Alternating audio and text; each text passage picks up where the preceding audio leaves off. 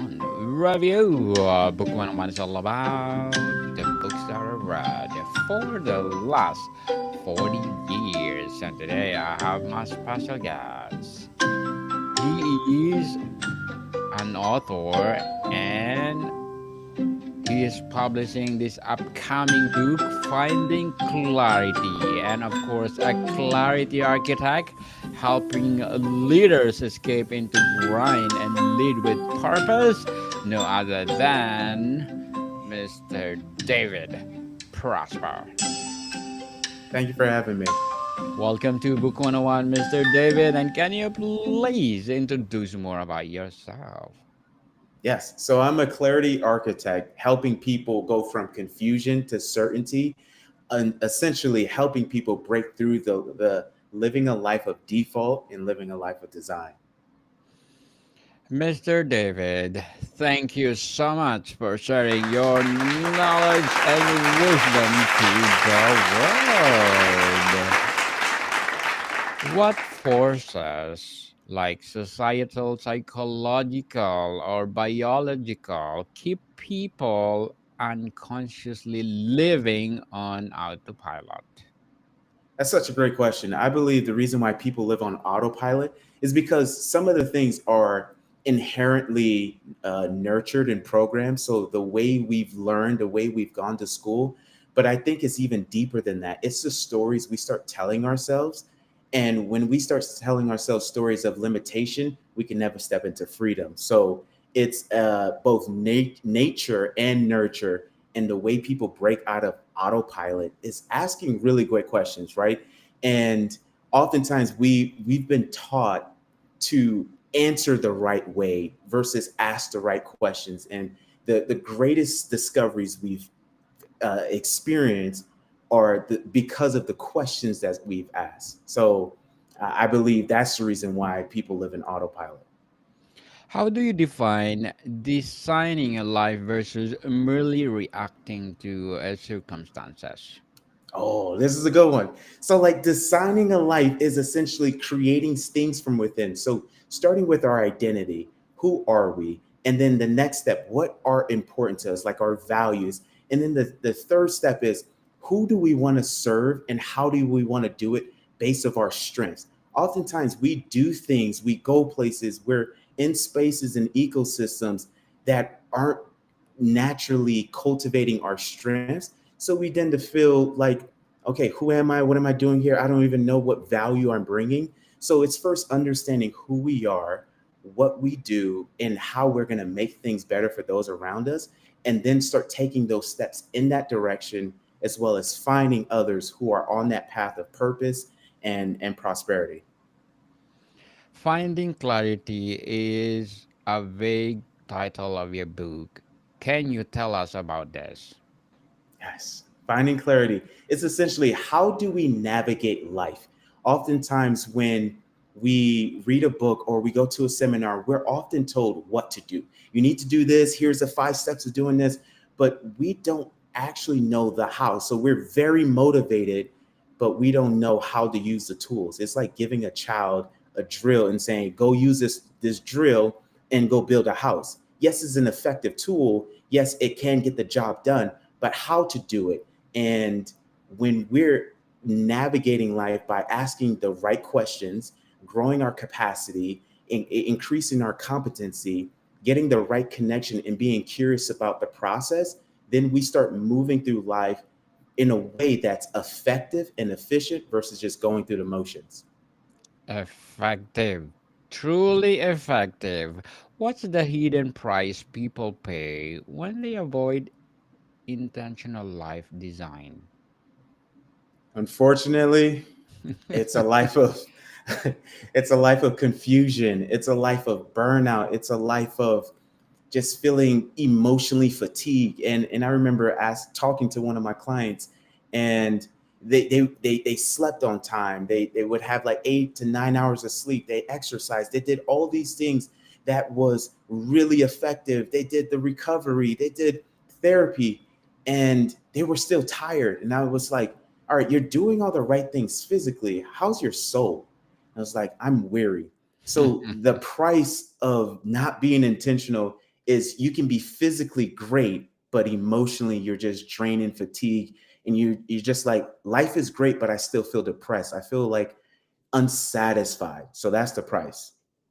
Unsatisfied indeed. And there's a lot of people like that. Unsatisfied in everything because they are not counting their blessings. Yes. How do you disrupt deeply ingrained habits like people pleasing, procrastination that reinforce the status quo?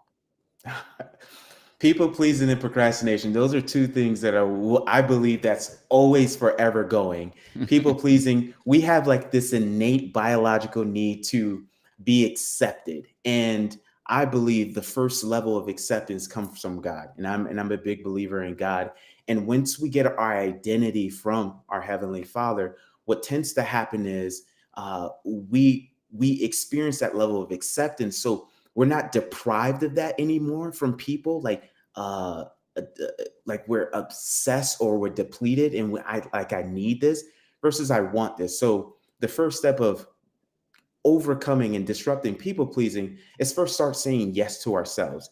And then there's this thing, especially like with my girlfriend, she has this, and we talk through this all the time, is that we want to keep the peace outside. So we'll say yes to get along, play along to get along, but there's turmoil inside. So I'd rather, and I would ask her, I was like, are you afraid of regret or rejection? And we are more afraid of rejection. So we'll do things that we'll naturally regret. And I would challenge anyone to shift that. Be more afraid of regret than rejection. Because if we're afraid of regret, we will create boundaries and we'll have tough conversations. And then eventually we'll stop people pleasing, but we'll do it in a way that it doesn't deprive us or makes us feel less adequate. And then the second thing is, what was the second question again? Which the next question? Well, The- you deserve the right question, Mr.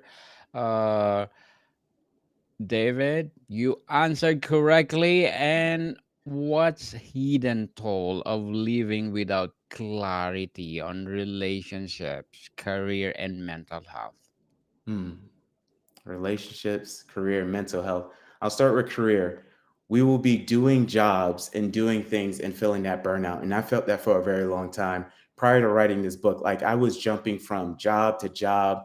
And the first 90 days of the job, I was the most excited employee. I was eager. And then after 90 days, I was like, what am I doing? What, like, am I using my talents? And when I didn't have clarity on what I was created to do and how to do it, I was doing things for other people and I didn't know why. And I felt that dissatisfaction.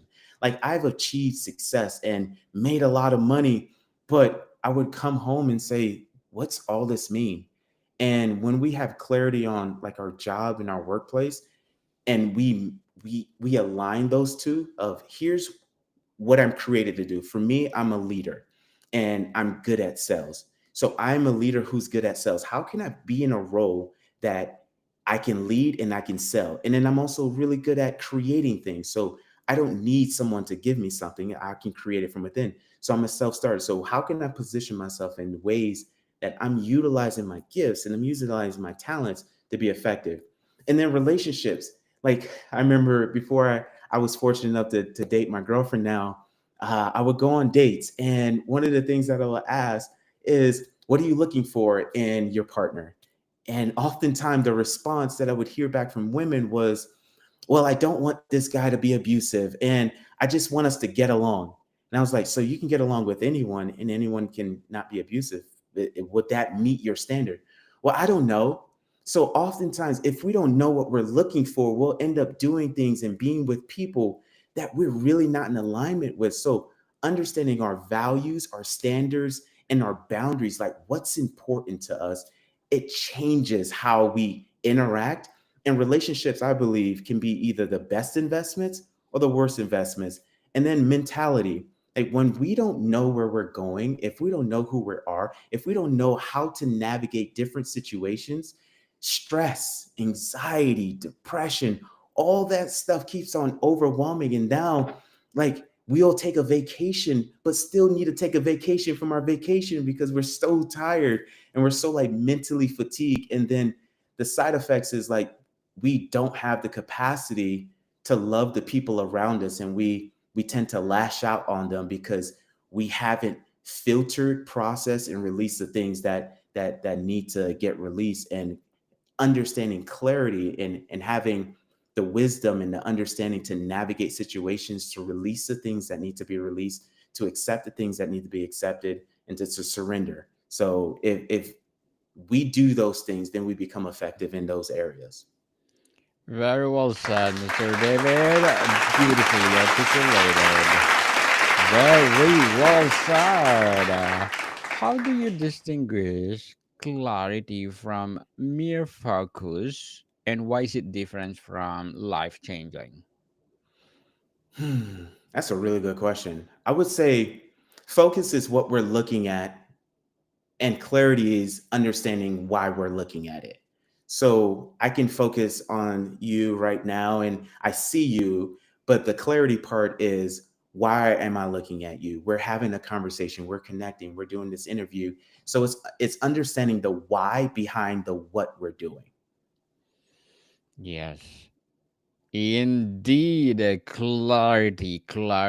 What forces today, like digital overload or societal expectation or inner critics, make clarity harder to achieve than ever?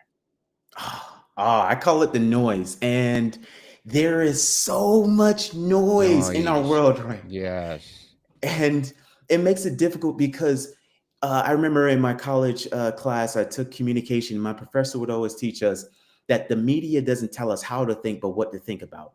And when we're constantly seeing things over and over again on social media, on TV, we think it's the most important thing. And then what our brain is doing is like, this is the most important thing. This is the more, and now we have that overload versus I need to filter this out, and how does this pertain to my life. So the way to navigate the noise is, what's in alignment, and what am I doing for approval. And when we move in alignment, that means my soul recognizes this and it enriches me, it expands me. I want to continue to move in that direction, or I want to be approved, so I learn about these current events and these gossips so I can talk to people to be approved. So it's understanding like this is all noise. And one of my favorite book, The Subtle Art of Not Giving uh, an F, it talks about focusing on things that are worthy of our focus versus focusing on everything and now we're overwhelmed. Interesting answer, Mr. David. Totally interesting. What's the critical first step to disrupt overwhelm and create mental space for clarity? Ah, that's a really good one.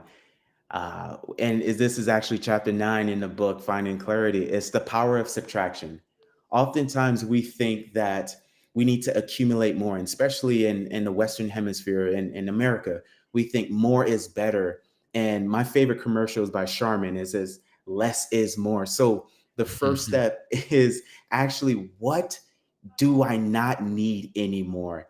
And it's like spring cleaning. Growing up, my mother would always have us like remove all the junk. If we didn't wear the clothes in 90 days, then we had to throw it away. And what happens is, once your space is more accessible and you can move around, then you can start asking questions of, okay, now I have this space available. What do I do with it? Who do I serve? Who am I becoming? What's my next step? What's my next right step? So I believe it's the power of subtraction and eliminating the things that we no longer need in this season. And sometimes we can pick it up in another season, but in this season, what needs to be removed will be the biggest question. That a big question indeed, people. And why are somatic signals like gut feelings or tension essential to recognizing true clarity versus ego driven ones? Hmm. One of the things I believe, what our gut is the smartest brain. it True. tells us it tells us what is pulling us and what is pushing us. Just equivalent to if we're walking down a dark alley, our gut would say, this isn't right. I shouldn't be here. There's a potential of danger. So my question is like, when we're experiencing a gut feeling to navigate or to pivot, to release, to adjust, I would beg to challenge the people to say, is this pulling me or is this pushing me? If it's pulling you, continue to move in that direction and explore what's happening. But if it's pushing you, I would encourage you to just pivot and look at a different direction. So trust your gut. Trust your gut and your brain. Yes. So, Mr. David, as a clarity architect and helping leaders escape to grind and lead with purpose, what are your short term and long term goals? My short term goal is that people get this pre-sale, and for the viewers listening to this right now, if you use the code right now, prosper 20, you're going to get 20% on all of the products that we have right now. So that's my short term goal, to market this to as many people as possible, because I believe in a world where people start living by design and no longer by default.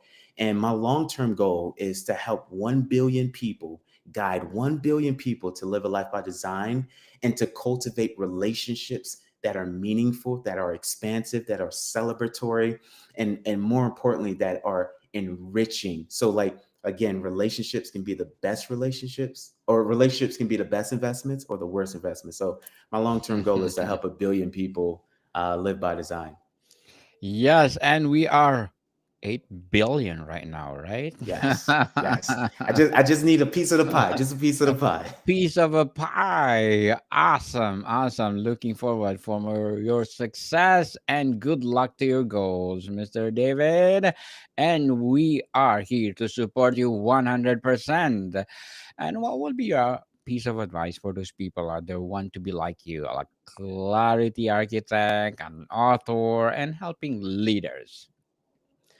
That's a great question. That's a big question. Like, what would be the first steps? I would say asking, who do you want to serve? I believe that's the first question. And then the second question would be, how do I want to serve them? And when we can understand those two questions, we just put like a Bluetooth speaker and we just magnify. So I want to help people get more clarity. How do I want to do it? Through education, through empowerment, through leadership, and through conversations. And then I just amplify it and say, I put a number on it and say, I want to help 1 billion people. And once we achieve that, then I go to the next number. So I would say the biggest thing is being curious about who you want to serve, how you want to serve them, and then the last one is why you want to serve them. Do you want to serve in a way that makes people's lives better, or do you want to make your life better? So is it ego driven or is it selfless driven? Yes, indeed. Thank you so much for your advice, Mr. David. And I hope our listeners right now will, well, listen to you. Can intentional living shift communities or workplace, or is it purely individual for finding clarity? Hmm. I think it's both. I think it takes the individual to have the spark of, it's like this candle, this image I see. It's like an individual having a spark of light and then going to someone. One of my mentors growing up would always say, each one reach one, each one teach one. And it takes an individual to influence an individual, and I think it takes individuals to shift a community. But we we're so intentional. Here's the thing that like blows my mind. We're so intentional about everything, right? We get a job, we want to know how much we're getting paid, we want to know what is required of us. And we move into a home, we want to understand the landscape, the we want to understand the schools and how the building is structured, and how long have residents live here, are the appliances updated. But we seldomly and rarely become just as hyper focused on our lives. Who are the relationships that we're involved with? What places are we spending the most time? Where am I giving my energy to? So I believe it takes an individual to start the fire of clarity, awakening, and exploration. But I think it takes individuals who change as individuals and ultimately communities that changes the world. Again, very well said, Mr. David. Very well said. What daily practices anchor people back to their design when chaos hits? The stories we tell ourselves, what pulls us back to our our default setting is the stories we tell ourselves. It's like a cassette tape playing an autopilot. What gets us out of it and start living a life of design is the questions that we ask and the content that we receive, like this podcast right here. When we're constantly inputting good things in, it's very simple. It's not like rocket science or rocket surgery. If we put good in, good comes out. If we put bad in, bad comes out. So if we're consuming content that's low frequency, and I believe low frequencies are talking about people and talking about gossip or just talking about very trivial things that we can't actually influence, then it just takes all that energy and we can't do anything with it, and it just drains us. But when we're having conversations that are enriching, expansive, changing the world, or trying to understand things and have discussions that are Socratic and debating and enriching, like it expands our intellect. We start living by design, because as we start questioning things, it starts opening our minds to seeing things differently and ultimately experiencing things differently. And once we experience things differently, like the good of how life could be, it's we can't unexperience an experience, and the chances of us going back to default becomes very far and few between. Mr. David, before we wrap up our discussion for today, I'm inviting you to please do listen to my other podcast, people. My other podcast, because my abstract essay is already in fifth season, abstract poetry in second season, and of course, my book 101 review in fifth season too, comedy 101 in second season, and food 101 in fifth season as well, geography 101 in fourth season, and my baby podcast, Law 101 and mental health 101 Love Letters in fourth season, as well as my movie 101 review and music 101, science 101, and sex 101 in its first season. Please listen to them wherever you listen your podcast. Mr. David, what's one action listeners or viewers can take today to start finding clarity? Being curious about everything and everyone around you. If we could take that one action, it will lead you to your next right step. You don't have to have it all figured out. You don't even have to be perfect, because it's about being authentic and it's about being present. So if you're curious about the people around you, the things around you, and what you're doing, I promise you, your next right step will be your best right step. Yes, people, be curious in everything. Who knows, you will be the next Einstein. Mr. David Prosper, thank you so much for sharing your knowledge and wisdom to the world, especially your upcoming Finding Clarity. So, can you please invite our listeners to support your advocacy, your projects, or your upcoming book? Yes. So go to davidbprosper.com for all things clarity. Yes, people, let's support Mr. David Prosper, because if you support him, more and more and more empowering books to come, more and more empowering coaching to come, or more and more empowering business to come. So, Mr. David, thank you so much for your time. Thank you so much for having me. More to come, people. See you soon.